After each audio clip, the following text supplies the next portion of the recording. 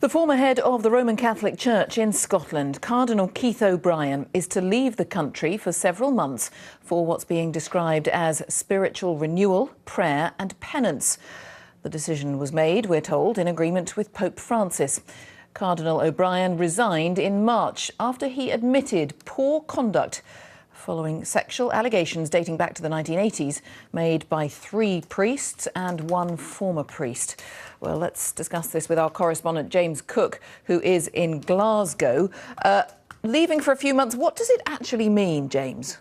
We don't really know is the honest answer to that, Jane. I mean, as you say, that spiritual renewal, prayer and penance is the description that the Vatican is putting on what Cardinal O'Brien will have to do now in his essentially exile, or at least temporary exile from Scotland. We don't know where he's going. They haven't released that information. I would be surprised if they did, given the interest from the media in Cardinal O'Brien. And indeed, it may be the interest from the media which has actually prompted this latest development, because photographs on the front page of the Scottish Sun newspaper a couple of weeks ago showed the Archbishop moving, the former Archbishop, he remains a cardinal though he's no longer Archbishop of St Andrews in Edinburgh, moving into what was essentially a retirement cottage in Dunbar in East Lothian, a cottage though which was owned by the church, and that prompted a flurry of criticism from some people and support from others,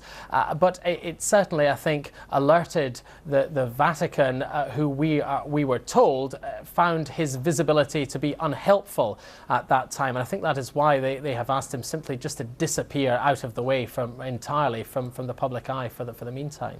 Is there any other reaction as yet? Because to remind people, I mean, has been a hugely controversial character, very outspoken over very many years, and then this dramatic fall from grace earlier this year. That's right. I mean, outspoken, but very popular as well within the church, a charismatic and popular figure for many churchgoers within the Catholic Church in Scotland. There has been reaction from a parish priest in Dunbar, in that part of the country where he'd been hoping to retire to.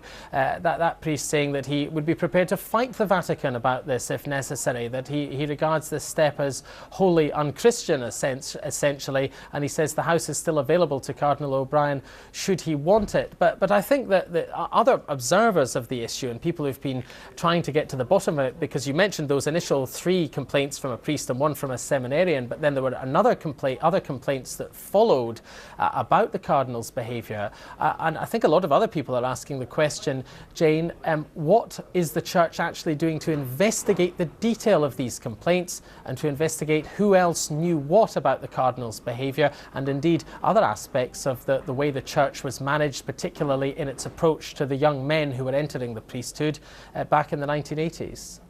Yes, and perhaps we will hear something about that eventually. Thank you very much, James Cook.